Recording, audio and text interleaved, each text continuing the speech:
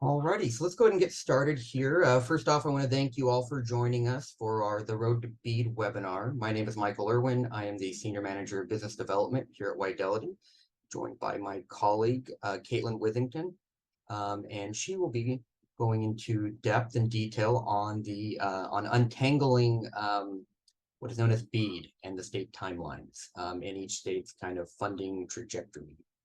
So Caitlin, go ahead and kick it off. Alrighty, hello, welcome, and thank you for joining us. So we are going to get started and look at BEAD and the timing of BEAD. So unlike most of our webinars, we are not addressing requirements and compliance, even though that's our specialty here at Widelity. We wanted to specifically tackle the question of the timeline. BEAD's timeline is complex because it is not restricted to one timeline. Each state will have a little bit of a different timeline. So we're going to answer the questions: when will BEAD funds become available? What are the steps to get there? And how can interested parties track the timing? So the goal with the webinar today is not to give you specific dates, but to equip you with the ability to understand the process and what those milestones are that the states are going to hit, and what that means for people who are interested in applying. So as I said, BEAD is a federal program, so it starts at the national level, but it gets split out to the states. So each state is going to have their own trajectory, their own timing, and they're going to run their programs a little bit differently. So this is uniquely challenging. It's a little bit different from things like Middle Mile and Reconnect because it has this complexity of the double layer of federal and state management. So let's take a look. So the timeline is very cause and effect. So instead of giving us objective hard timelines at the federal level of all initial proposals must be in at X date, we ended up with sort of a domino effect of countdowns. So each completed step triggers a countdown to the next step. The first trigger was when the allocation to the states announcement was released, and they were given from then until December 27th, I believe. It's on one of the later slides, in order to get their initial proposal in. But as I'm sure you know, a lot of states are doing it much faster and are already getting their initial proposals out. So, and once they get those initial proposals in, that's going to start the countdown to the next step. So it's going to be very cause and effect, very one step leads into the other. And once they've started the timer on one, that's going to dictate the trajectory of the timing overall. And the complicating factor for this is that the NTIA will be approving each step, and this will be on a rolling basis. So they haven't given themselves a minimum or maximum time to do these approvals, and they're probably going to be happening very quickly right here at the beginning with the front runners. But when they get to the high traffic part where a lot of states are submitting their initial proposals all at one time, then it's going to be it's probably going to slow down a little bit. But we don't have an example of this yet because we're right at the beginning and nobody has been through this process yet. But the key thing that you really should watch out for is the initial proposal. The initial proposal is a document that is going to be key to setting the timeline for when application windows will open. So that's going to be very important to keep track of. So first we're going to go over the steps of funding, and then we're going to examine the timeline such as it is. So I want to explain the steps and kind of what we have left, the obstacles between us and BEAD funding. And if you understand the steps, then hopefully when you hear like this state is dropping initial proposal volume 2 or the challenge process is starting, you understand what that means. So we're going to take a quick review of this. And this is very top down, very quick look at it, just so that you have a summary of what it is. So the 5-year plan is something that we've heard a lot about. The 5-year plan, the trigger for the 5-year plan was receiving the initial planning funds, which was that disbursement that happened right after BEAD really got going. And so that was a while back, and they're getting their 5-year plans in now. The important thing to understand is that the 5-year plan is not related to the initial proposal and so forth timeline to get the applications going. So the 5-year plan is important because it tells you more about what the state is planning to do, but it's also a large general plan, and it is not required to be submitted before the initial proposal process begins. The value in it is that you can see what the states plan to do for the next 5 years. You can see their overall strategy for reaching coverage. So they're going to talk about other funding sources, including use of BEAD funds, but it's going to be very broad, and it's going to talk about getting universal coverage to everyone in the state. So it's a useful document, but it's not required for the initial proposal. So the initial proposal is split into volume 1 and volume 2. And they don't have to submit these separately, but it seems to be pretty standard for that thus far. Volume 1 lays out the challenge process. That's the state level challenge process. The methodology and criteria. They have to get it publicly approved, and then they send it into the NTIA, NTIA approves it, and then they can do their challenge process. Volume 2 lays out the state's plan for using BEAD funds specifically. So unlike the 5-year plan, this is specifically targeted at how they're using their BEAD funds. And they're also, importantly, setting out the subgrantee selection process. So this is when they're going to talk about any state level rules they are putting on to the program on top of the BEAD requirements, the trajectory, the timeline, whether they're going to have a pre-application phase. All of those details are going to be in volume 2. So that's a very important document to keep an eye on.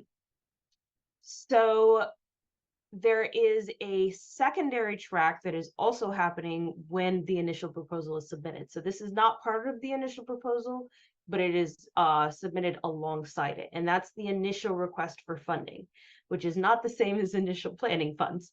So the initial request for funding is essentially a formalized request for the funds to be released early. So rather than getting them after the final proposal is approved, you're asking for them to be released when the final proposal is submitted. And this has recently been updated, which is very exciting. Originally, they could only ask for 20% upfront, and now they can request up to 100% upfront. And we'll talk about this a little bit more later on.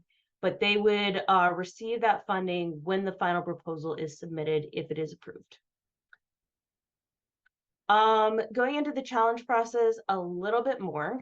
So the challenge process is, pretty easy to understand. It's seeking to minimize overbuilding and making sure that funding is not being duplicated, that you're not paying for the same thing twice, so no double dipping.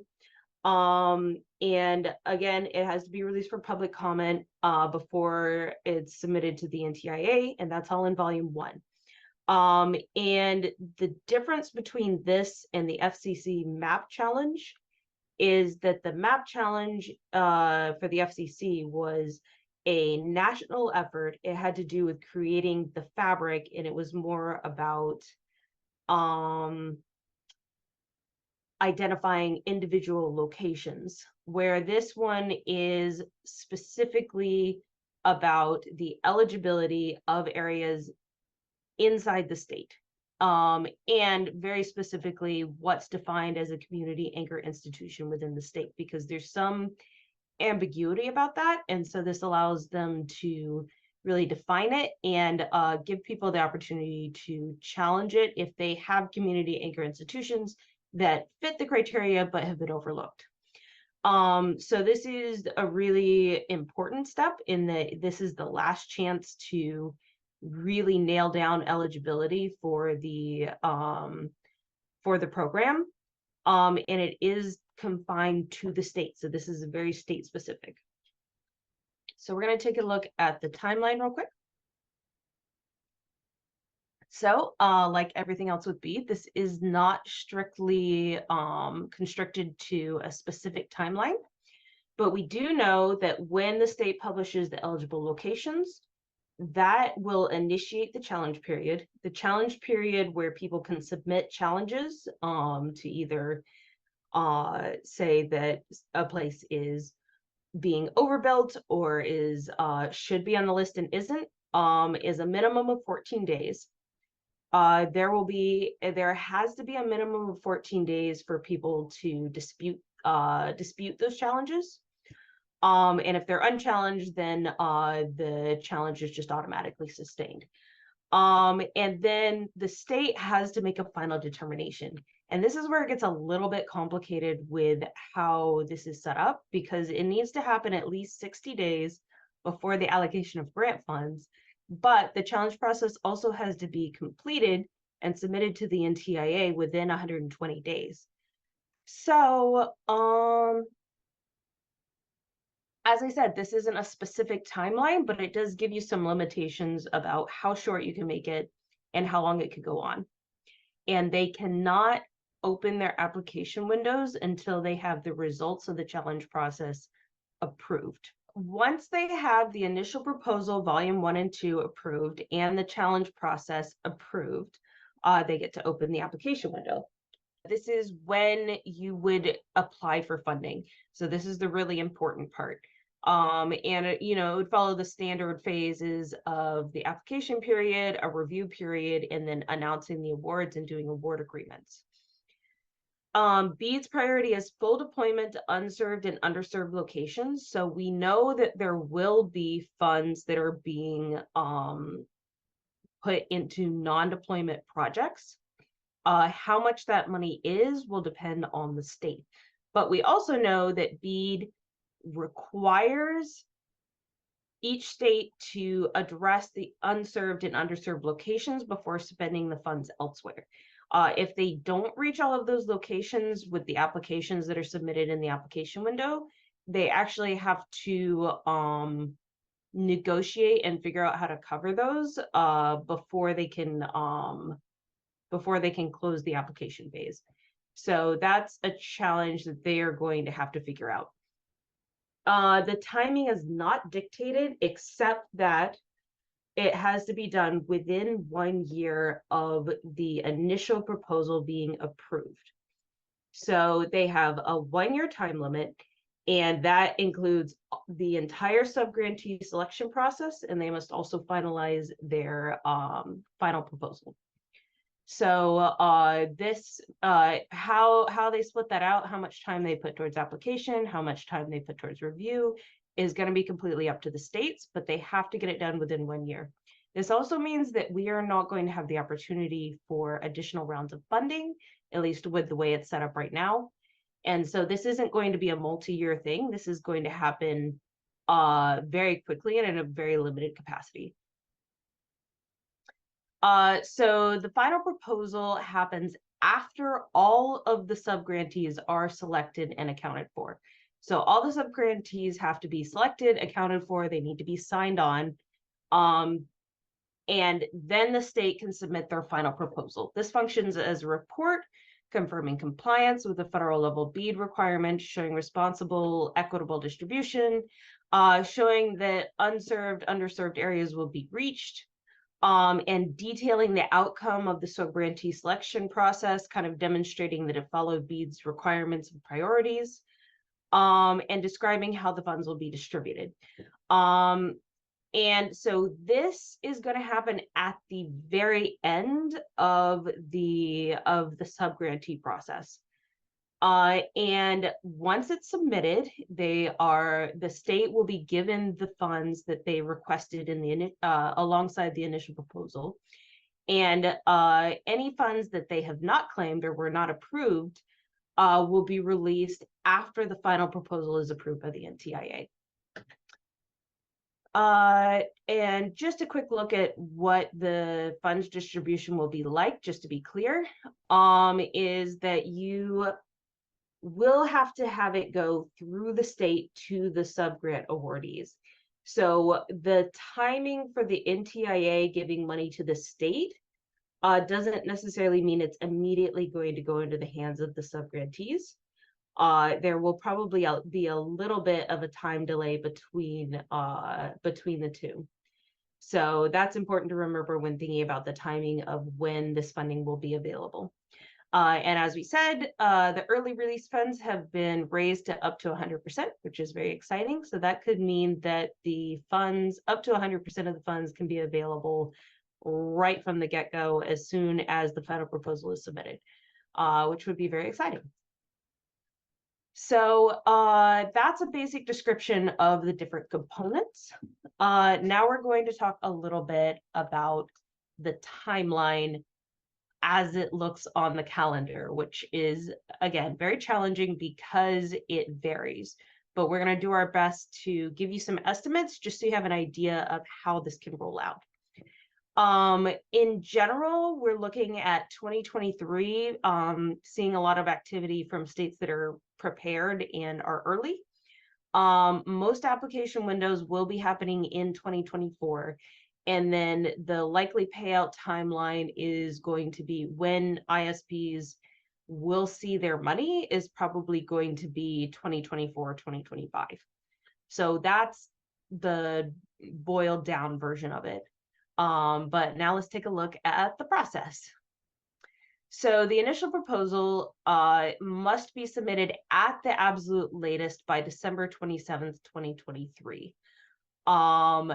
As we've said before, some states are doing this much sooner. So Virginia is very close to submitting. They've already submitted volume 1 and they're very close to submitting volume 2. So, and it's September. So you can see that the trajectory can be a lot faster than this, but at the absolute 11th hour latest they can get it in is December 27th, 2023. The absolute last initial proposal will be submitted by that date. Once the initial proposal is submitted, so we have volume 1 here and volume 2. Volume 1, once the challenge method has been approved, the challenge process begins. They can also submit volume 2. Volume 2 needs to be approved and the challenge process needs to be approved for the sub-grantee program to begin. The sub-grantee program will have the application, review, awards, and grant agreements. And by awards, this should be award agreements. The actual payout of the award will happen later. So the sub-grantee program has to go on in this section. Once all of that is complete, they can put together the final proposal. Once the final proposal is complete, then the NTIA looks at it again for approval. And then any remaining funds are released to the state. So we have the, and then if we roll back a little bit here, we have the request for early funding that has to happen alongside the initial proposal. And then if it's successful and they are approved, then they will receive their early funding when they submit the final proposal. The sub-grantee program and everything that happens after the approval of the initial proposal has to be done within 1 year. So this is sort of a general estimation based on looking at Virginia and some prior experience, but we expect challenge processes to last about 1 to 3 months. The sub-grantee program could last anywhere from 3 to 8 months. And then the final proposal could take 1 to 6 months, depending on how much time is left over within that year. But all together, from challenge process to final proposal, has to happen within 1 year. Yeah, so clear as mud. We're going to take a quick look at this on an estimated timeline. So if you take a look at the state trajectory, we're about here in Q2 of 2023. 2024 is going to be the busiest year for application windows. And this is, again, an estimate. And also we are trying to sort of demonstrate the ranges of times. So initial proposals could be submitted anywhere from Q1 2023 to end of Q4 2023. Final proposals can be submitted anywhere from Q3 2024 to Q2 2025 at the absolute latest. And the challenge process, again, just trying to depict the range of time rather than a specific time. So the challenge process is going to be happening roughly 2023, 2024. And the funds will be released roughly in 2025. For the subgrantees, that means application windows are going to start at the absolute earliest in in Q3 2023. More realistically, probably in Q4. But Virginia and Louisiana are, blazing out of the gate, so they might surprise us and get things going in Q3. And the absolute last tail end of the application windows will be happening in early 2025. But for the most part, they'll be happening in 2024. Awards announced will be happening after the application windows, and they have to be announced before the final proposal is submitted. And then the period of performance goes until 2028. So again, this is estimated. This is just the general range of when this is going to happen. But as far as submitting applications, 2024 is going to be the key year. And for receiving funds, 2025 is going to be the key year. So that's the general estimation, but you really have to pay attention on the state level to really hone in on the timing for things. So the interpretation of that, because I know that was a little confusing, is that an extremely well-prepared state that submits its initial proposal in mid-2023 and continues to promptly execute each step could see its full funding released by the end of 2024. Virginia is on this path. Louisiana is not far behind. So these are two states that are eager to have their funds and are ready, and they are getting all of their milestones in as quickly as possible. A more typical timeline, factoring in bureaucratic delays and additional preparation, would anticipate full funding to be available in early to mid 2025. So in that trajectory, we'll be seeing application windows in 2024 and then funding released in 2025. Things that can affect the speed of this process is the speed of state submissions,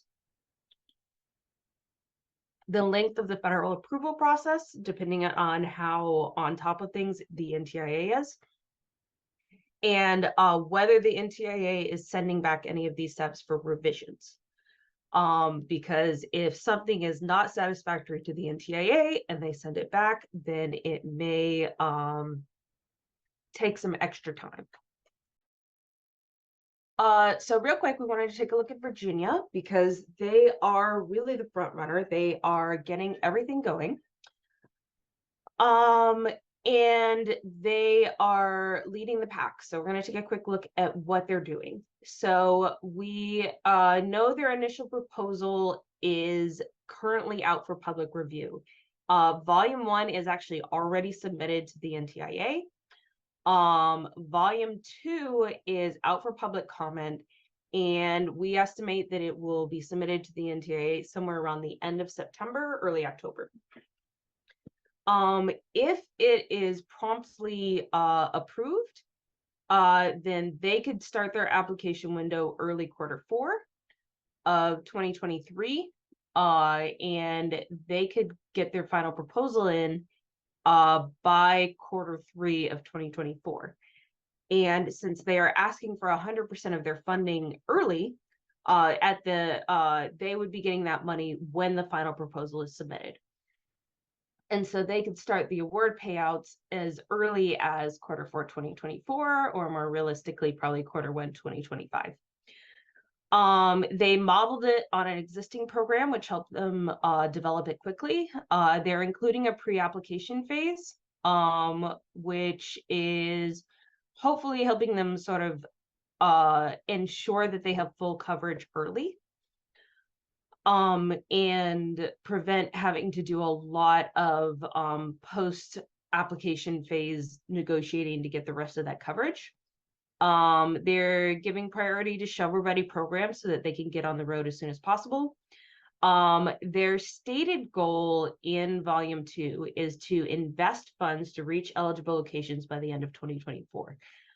We're interpreting that as probably meaning that they're trying to get their final proposal in by then. The wording does not make it completely clear, but that's our best guess. So pre-applications and applications, just looking at the guidelines, look like they're going to be taking about 6 to 8 months. And then they'll probably spend the rest of that time developing their final proposal. So again, we're making an estimate. So this is not 100%, but this is what it is shaping up, and this is what it looks like at this phase. Alrighty. And so if we wanted to take a step back and look at who is ready, we can start seeing who's getting their paperwork in.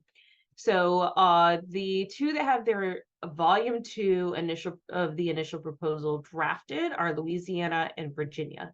They are the front runners. They're the ones to keep an eye on.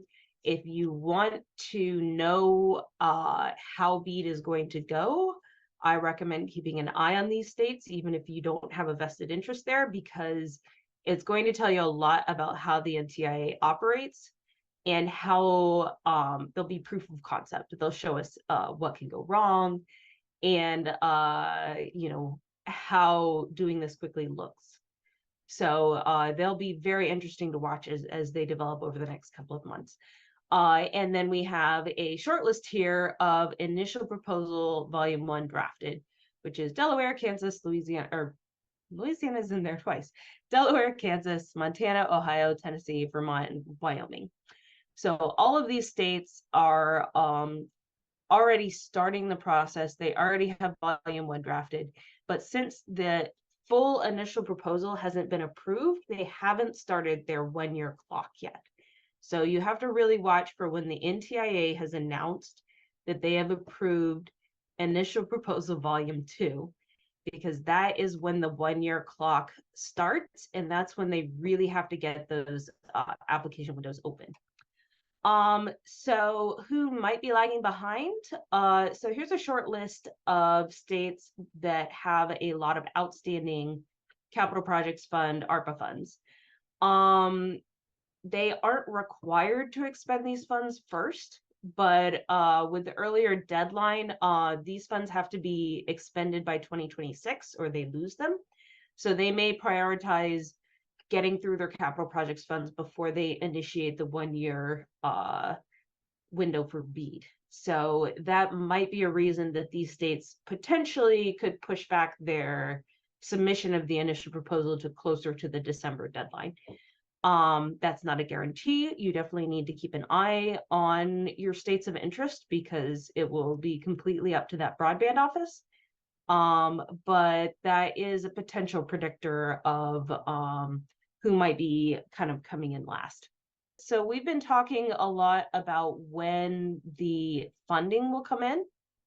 But real quick, let's talk about the application window and build out timeline. So the application window, again, is going to be after the challenge period results have been approved, after the initial proposal has been approved, and it has to get done within that year. So that's going to be happening very quickly after the initial proposal is approved. And again, there's not going to be multiple rounds of funding. We don't anticipate they'll be able to slow roll it and delay. I think the NTIA is pretty eager to get these funds out the door. So they are going to have to get this done within that year limit. The build out timeline is again going to depend on the state, but that doesn't necessarily mean that the final proposal has to be submitted first.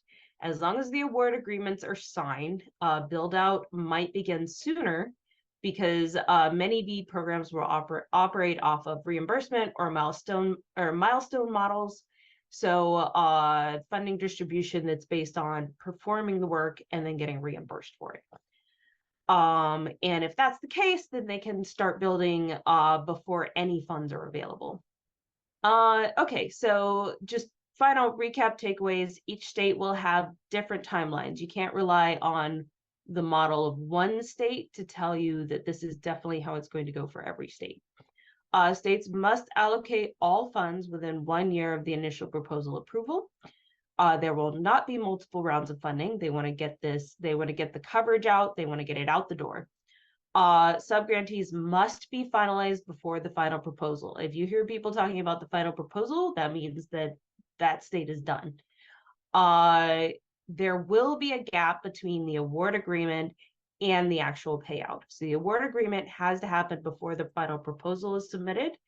And that only once the final proposal is submitted will they get the funding. So there may be a little bit of a gap between signing on for the award agreement and actually getting any kind of payout. And again, really exciting that the initial funding release has been sped up. That could really speed up when we actually get to see the funds. The original guidance from the NTIA limited the initial funds request to 20%.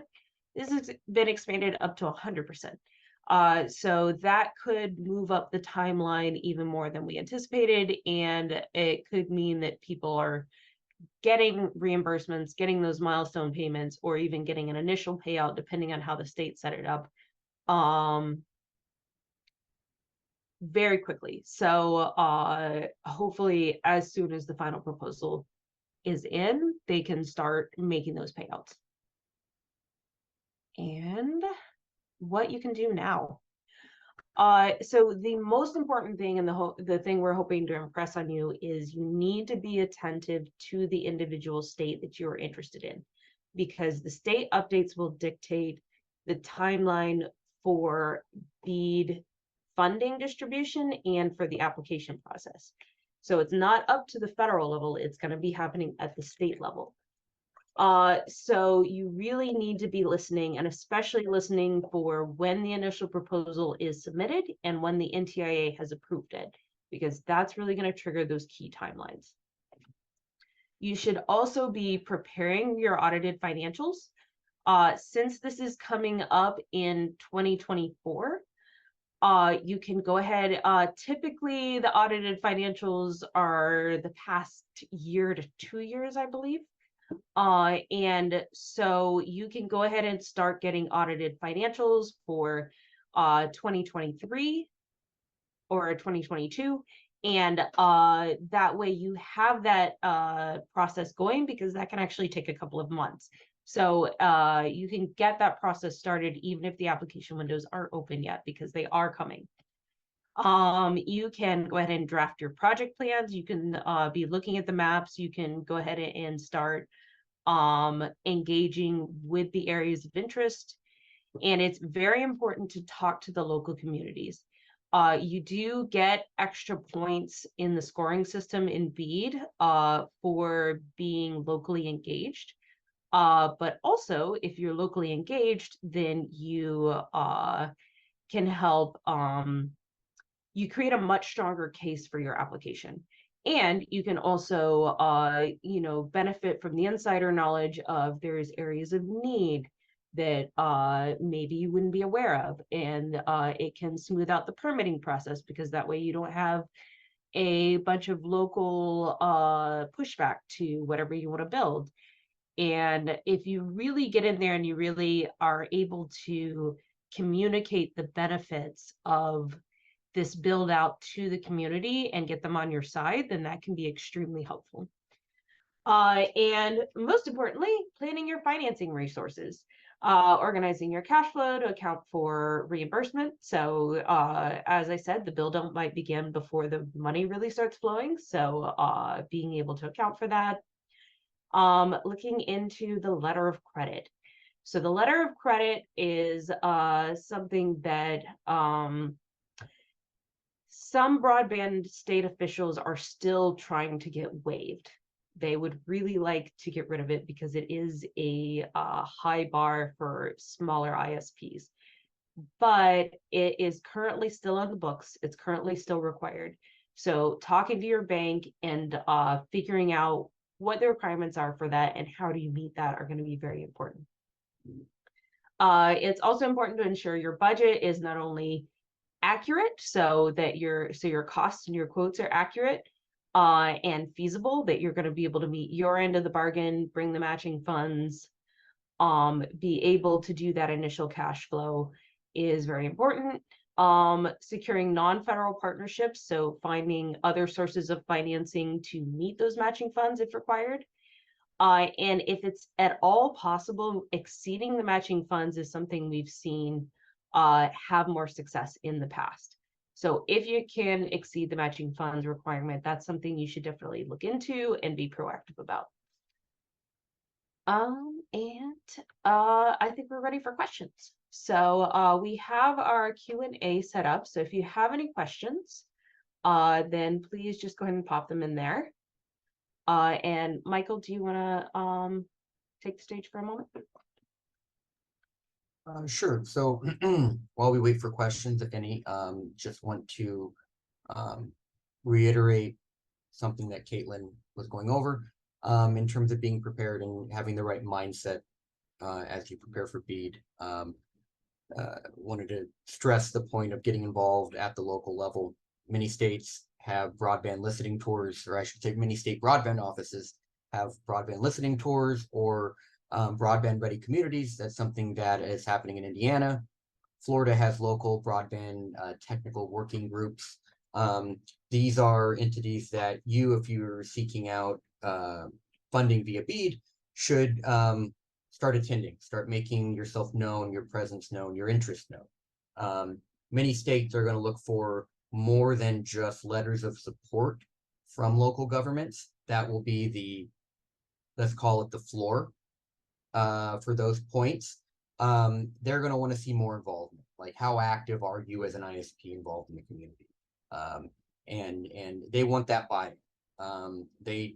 What they'd rather not have is just entities looking to expand their network in areas without knowing the community. That's a big aspect of BEAD. So that's something to keep in mind now, while there is still time to kind of forge these bonds with local communities, and kind of go from there. I see we have a question in the chat from Tom. Where do we find an update on each state's status, volume 1, volume 2, etc.? Looking at the broadband.money website, but don't see any states updated there. There is a resource on the NTIA's website. I am going to, it's also here in the slides.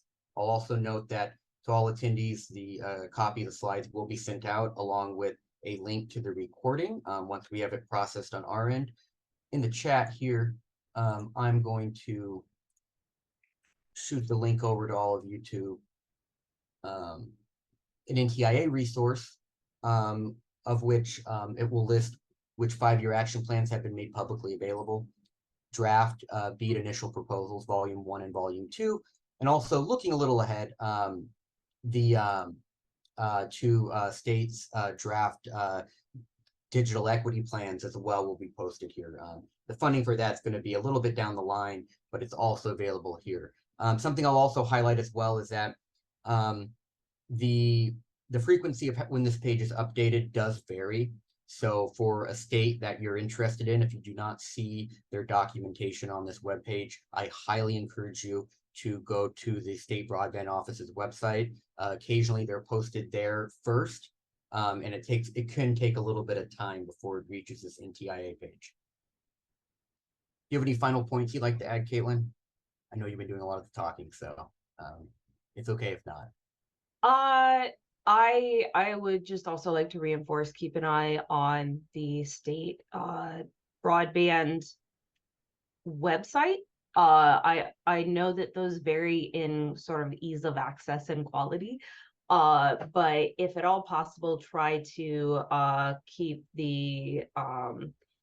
an eye on what the state is actually doing. A lot of them will have, say monthly meetings that you can attend, and stakeholder meetings. If you are interested in that state and you are invested in that, then try to have someone drop in on that to keep their ear to the ground. And yeah, just keep that line of communication open. They are, very motivated to get this funding out there and make this work. So try to be involved and be invested in any way that any avenue that you find. And if there is an opportunity for public comment and you have any questions, I would encourage you to definitely engage in that. Not only could you get an answer to a question or possibly impact something that you would like to see changed, but also that gives you kind of face time with the broadband office, where they're seeing that you're involved and you're invested in that state. So any opportunities for public comment, any town halls, those can also be extremely useful in staying on top of what the state's doing. With no further questions, I think there's one final slide, Caitlin. Just yeah, let's pop on over. So if you have any questions, feel free to reach out to me or to Michael. We've listed some resources here. We'll also be mailing this out to all participants. And you can take a look at this. As Michael pointed out, the NTIA posts the state proposals as they go out, and so you can see them and you can see where they are. And I also found the NTIA challenge process webinar very helpful in understanding the timeline.